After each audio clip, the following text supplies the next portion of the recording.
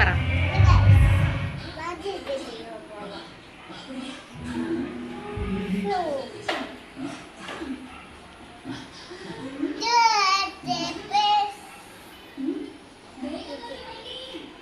Hello guys, ഇത് തിരുവോണത്തിനടുത്ത video ആണേ. തിരുവോണത്തിനത് രാവിലെ എഴുന്നേറ്റ് കുളിച്ച് അമ്പലത്തിലൊക്കെ പോയതിന് ശേഷം രാവിലെ ഇഡ്ഡലിയും ചമ്മന്തി ഉണ്ടാക്കാമെന്ന് വിചാരിച്ചു. അപ്പോൾ ഇഡ്ഡലിക്കുള്ള മാവിനകത്ത് ആവശ്യത്തിന് ഉപ്പൊക്കെ ഇട്ട് നന്നായിട്ട് ഇളക്കിയൊക്കെ കൊടുത്തതിന് ശേഷം ഇഡ്ഡലി തട്ടിൽ എണ്ണയൊക്കെ തൂത്തതിന് ശേഷം ഓരോ തട്ടിലും ഇഡ്ഡലി മാവൊക്കെ ഒഴിച്ച് വെച്ച് അടച്ച് വെച്ച് വേവിച്ചു. പിന്നെ ഇഡ്ഡലിയുടെ കൂടെ വെള്ളച്ചമ്മന്തിയാണ്. ഞങ്ങൾക്ക് വെള്ളച്ചമ്മന്തിയാണ് കൂടുതൽ ഇഷ്ടം. അപ്പം ആവശ്യത്തിന് തേങ്ങയൊക്കെ തിരിങ്ങി അതിനകത്ത് കൊച്ചുള്ളി എല്ലാം ഇട്ട് മിക്സിക്കകത്തിട്ട് നന്നായിട്ട് അരച്ചെടുത്ത്. വെള്ളച്ചമ്മന്തിക്ക് വേണ്ടിയിട്ട് കടുക് വറുക്കാനാണ്. കടുകെല്ലാം വറുത്ത് അരച്ച് വെച്ചിരിക്കുന്ന തേങ്ങയും കൂടി ചേർത്ത് ആവശ്യത്തിന് വെള്ളം ഒഴിച്ചതിന് ശേഷം ഉപ്പും ഇട്ട് എടുത്ത്. അമ്മ ഇവിടെ അരി എടുത്തോട്ടിരിക്കുവാണ്. അമ്മ പറയുന്നത് തിരുവോണത്തിൻ്റെ അന്ന് നമ്മൾ അരി അളക്കത്തില്ലെന്നാണ് പറയുന്നത്. പക്ഷെ നമുക്ക് അരി അളക്കാതിരിക്കാൻ പറ്റത്തില്ല. കാരണം ആൾക്കാരെയൊക്കെ വിളിച്ചിട്ട് ചോറ് നിരമ്പിയില്ലെന്നുണ്ടെങ്കിൽ എന്ത് ചെയ്യും?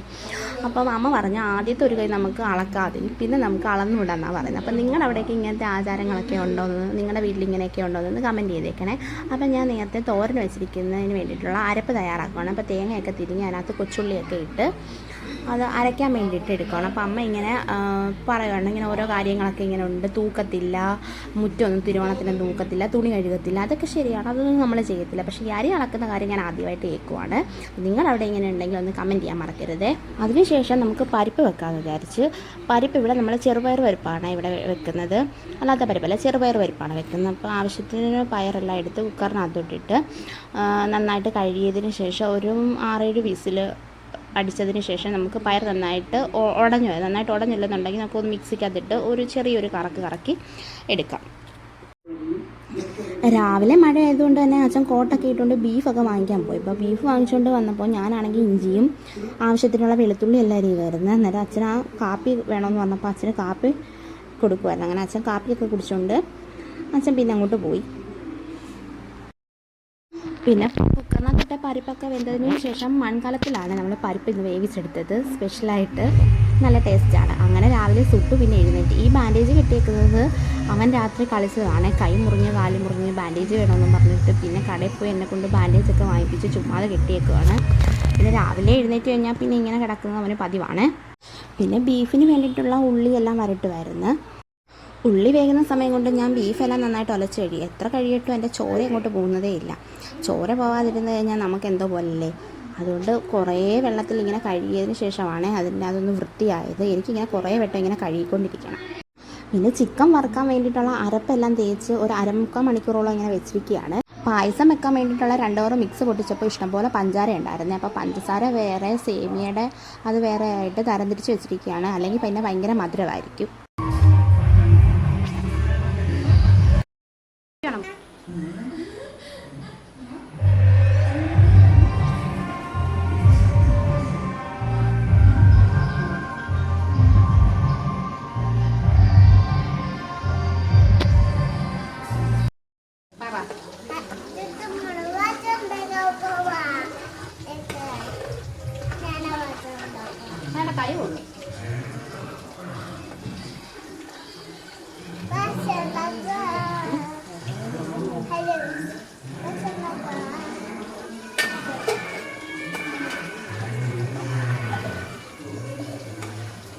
എന്തോ പപ്പടം കൂടി വറുക്കാൻ പോരായോ അല്ലേ?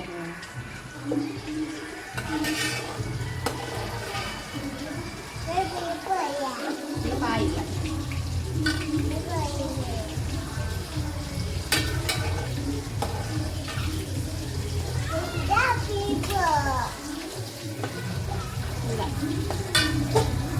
അങ്ങനെ ഞാൻ പായസം ഉണ്ടാക്കാൻ കയറിയപ്പോൾ സുട്ടുമോനും എൻ്റെ കൂടെ പായസം ഉണ്ടാക്കാൻ കയറി. അവനെ ഇളക്കുന്നതൊക്കെ ഭയങ്കര ഇഷ്ടമാണ്. അങ്ങനെ നമ്മുടെ ബീഫ് കറി എല്ലാം റെഡി ആയിട്ടുണ്ട്. തിരുവോണത്തിൻ്റെ സ്പെഷ്യൽ കണ്ടാലോ. മൺകുടത്തിൽ ഉണ്ടാക്കിയ പരിപ്പ് കറി, അവിയൽ, ഇത് നല്ല ബീഫ് കറി, നല്ല മുളകൊക്കെ ഇട്ട് നല്ല തേങ്ങാക്കൊത്തൊക്കെ ഇട്ട് നല്ല ബീഫ് കറി, പിന്നെ ചിക്കൻ വറുത്തത്, മോര്, പയർ തോരന്, പിന്നെ പായസം ഇല്ലാതെ എന്ത് ഓണമല്ലേ. അങ്ങനെ പായസം, സേമിയ പായസം മാത്രമേ ഉണ്ടാക്കിയിട്ടുള്ളൂ. പിന്നെ പപ്പടം. അപ്പോൾ ഇത്രയാണ് തിരുവോണത്തിൻ്റെ സ്പെഷ്യൽ കറികൾ. പിന്നെ നമ്മളെല്ലാവരും കഴിക്കുന്നതിന് മുമ്പ് വിളക്കൊക്കെ കത്തിച്ചിട്ട് പരിപ്പും പപ്പടവും അവിയലും ഉപ്പേരിയും പായസവും ഒക്കെ നമ്മൾ ഭഗവാന് വിളക്കൊക്കെ കത്തിച്ച് വെച്ച് അതിനുശേഷം പിന്നെ എല്ലാവരും കഴിക്കാൻ വേണ്ടിയിട്ട് ഇലയൊക്കെ ഇട്ട് സദ്യയൊക്കെ വിളമ്പി അപ്പം അച്ഛൻ കഴിച്ചുകൊണ്ടിരിക്കുകയാണ്. ഇവിടെ എല്ലാവരും ഉണ്ട്, ചേട്ടനും പിള്ളേരും എല്ലാവരും ഉണ്ട്. പിന്നെ സുട്ടുമോന് കഴിക്കാൻ വേണ്ടിയിട്ട് അവന് ഇല കഴിച്ചാൽ മതി എന്ന് പറഞ്ഞു. തിരുവോണമായിട്ട് അവനും ഇലയൊക്കെ ഇട്ട് കൊടുത്ത് അവനും കഴിച്ചു. അപ്പോൾ ഇത്രയേ ഉള്ളൂ തിരുവോണത്തിനുള്ള. ഇഷ്ടമായ സബ്സ്ക്രൈബ് ചെയ്യാം.